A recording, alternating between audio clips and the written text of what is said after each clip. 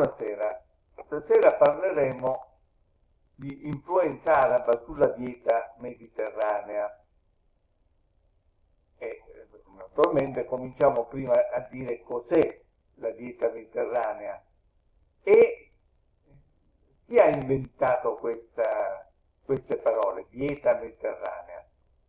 È una definizione recente, risale agli anni 70, e l'autore di questa definizione, di questo regime alimentare dei popoli del sud del Mediterraneo è questo signore, questo fisiologista, un biologo, Ansel Keys, il quale era nato a Colorado Springs in America il 24 gennaio 1904 e morì a Minneapolis il 20 novembre 2004 alla veneranda età di 100 anni, pochi mesi prima di compiere 101 anni. Questo personaggio è molto importante, è l'autore della razione K dei soldati americani della seconda guerra mondiale, la cosiddetta razione di sopravvivenza. Si occupava appunto di diete anche in condizioni estreme di difficoltà, quali erano le quantità minime dei vari principi alimentari, prodotti, grassi, carboidrati, necessari alla sopravvivenza umana. Da qui nacque l'idea della razione K, che fu data a tutti i soldati che combatterono, americani, che combatterono nella seconda guerra mondiale. Questa persona si occupava appunto di diete e subito dopo la guerra cominciò a fare degli studi sulle malattie coronariche e sul numero dei morti che queste malattie provocavano nei vari paesi. In funzione anche dell'età, questa curva si riferisce all'età 55-59 anni, quest'altra curva si riferisce all'età 45-49 anni. Facendo questi studi e correlando il numero di morti per 1000 abitanti con la percentuale di grassi nella dieta, si accorse che c'era una correlazione tra questi due parametri. E questa correlazione faceva sì che il Giappone e l'Italia, rispetto a questi altri paesi, per lo più tipo anglosassone, il Giappone e l'Italia avessero un numero di morti piuttosto basse per malattie coronariche, con una percentuale di grasso nella dieta che era mediamente piuttosto ridotta, in particolare il Giappone, ma anche la stessa Italia. Mentre le altre nazioni dove la percentuale di grassi era superiore al 30%, oscillava tra il 30 e il 40%, in questi paesi si aveva un numero di morti molto più alto, il doppio, il triplo, anzi nei confronti del Giappone anche 4 volte di più, 7 volte di più, numeri di morti rispetto per quanto riguarda questo tipo di malattie che riguarda appunto il sistema cardiologico. Ovviamente questa malattia incide diversamente in funzione anche dell'età, incide di più per le persone più anziane, incide di meno per le persone più giovani, ma l'andamento per quanto riguarda queste tipologie di diete, quella anglosassone e quella invece mediterranea dell'Italia e la dieta giapponese, l'andamento era simile a quello delle persone più anziane, con evidenza appunto che nel caso dell'Italia e del Giappone l'incidenza di queste malattie coronariche erano piuttosto basse anche nelle classi più giovani, mentre invece nei paesi anglosassoni, anche in questa classe giovanile, diciamo così, abbastanza più giovane, incideva in maniera drammaticamente più alta. Questo tipo di osservazioni portano Ansel Keys a programmare e a farsi finanziare una serie di studi anche dalla sua università. Lui insegnava all'università di Minnesota, di Minneapolis, nel Minnesota, e appunto ebbe questi finanziamenti che gli permisero di fare uno studio in grande scala. Questo studio interessò 12.000 persone di età compresa tra i 40 e i 59 anni in queste 7 nazioni: Stati Uniti, Giappone, Italia, Grecia, Jugoslavia, Olanda e Finlandia. Questo studio cosa dimostrò?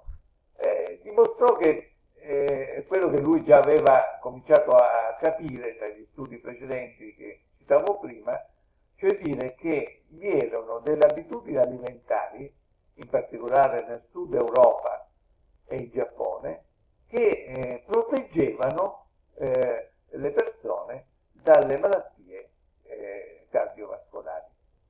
E queste abitudini alimentari erano basate essenzialmente sul consumo di grassi monoinsaturi. Per esempio nel sud Europa il grasso monoinsaturo è l'olio d'oliva, e poi per il resto un consumo prevalente di prodotti di origine vegetale, cereali, quindi nel caso dell'Europa, del sud Europa, pasta e pane, frutta e verdura, e basso consumo di grassi saturi e proteine animali.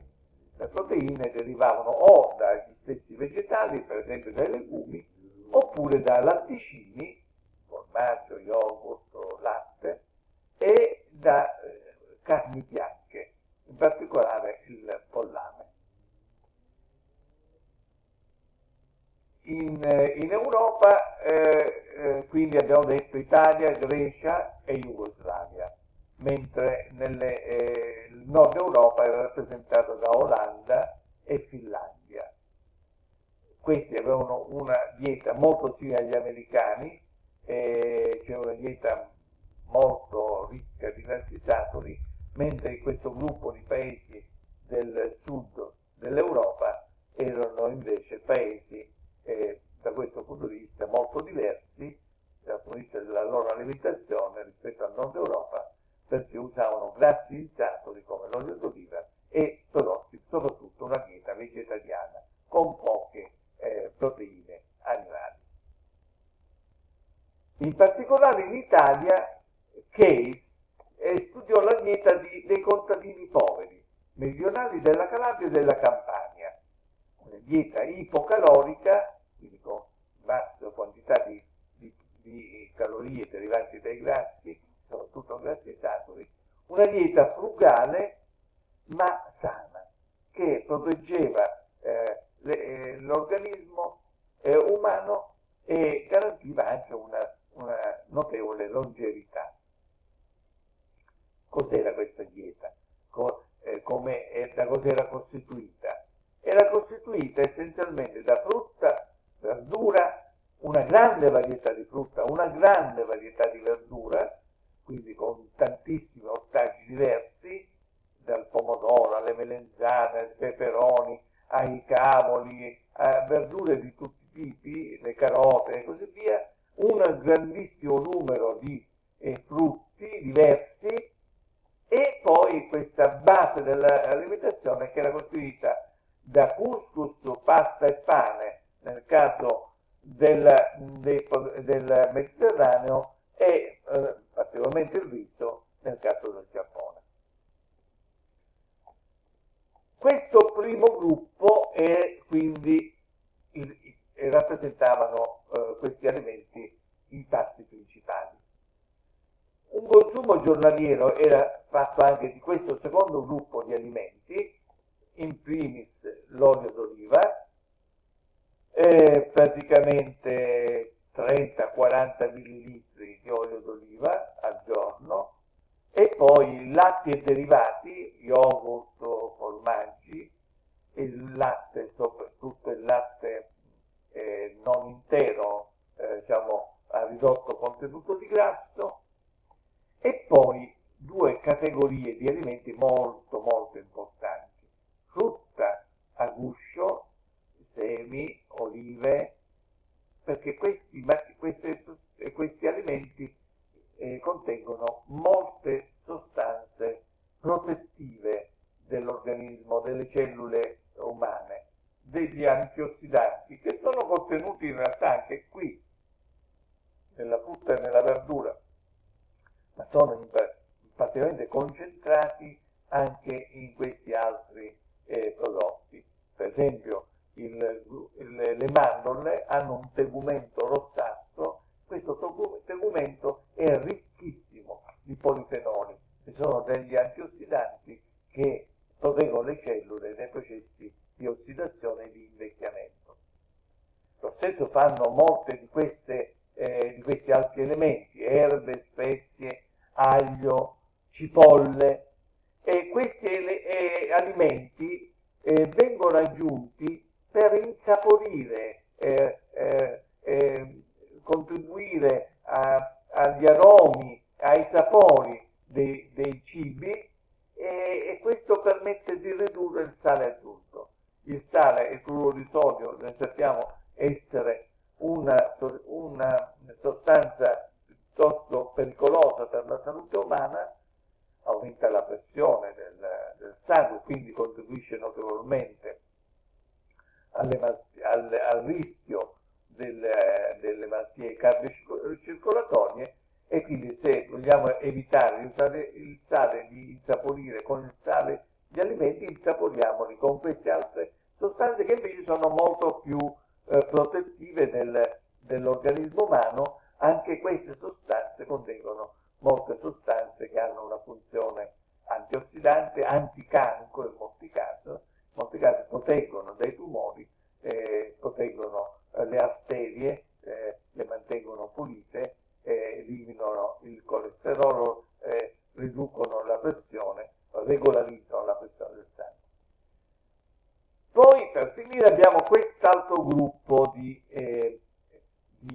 alimenti che il cui consumo, come vedete, non è più giornaliero ma settimanale. Alla base di questa mini piramide ci sono degli alimenti il cui consumo viene consigliato, e sono i pesci, crostacei e molluschi. I pesci contengono gli omega 3 che il nostro organismo non produce e che deve assumere tramite l'alimentazione. E i legumi è importantissimo per il loro contenuto proteico. In una dieta dove il contenuto proteico è piuttosto basso, i legumi assumono una funzione estremamente importante. Così come d'altra parte anche le uova e il pollame. Il pollame, la carne bianca, è consigliata a differenza delle carni rosse e dei salumi, che invece vanno consumati raramente, di tanto in tanto in maniera estremamente moderata. Per non parlare poi dei dolci, che vanno consumati in maniera del tutto eccezionale, perché il loro rapporto calorico è elevatissimo, e soprattutto quindi dobbiamo combattere l'obesità, che aumenta enormemente il rischio cardiovascolare, e inoltre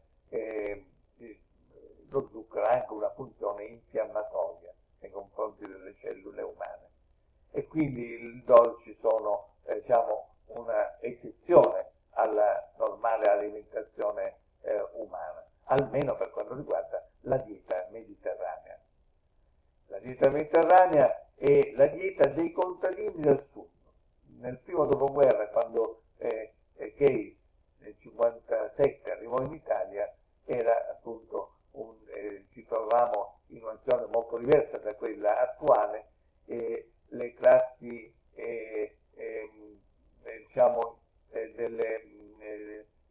dei contadini erano le classi che non godevano di un alto reddito, e quindi i loro consumi erano frugali ma salutari. Ecco cosa scoprì lui: una dieta frugale, ipocalorica, ma molto salutare. E questo è una cosa che lo colpì notevolmente, tanto che ne parlò in un libro che è rimasto famosissimo, dopo questo Seven Country Study, che riassume tutte queste ricerche sulle diete di quei 7 paesi, e li mette a confronto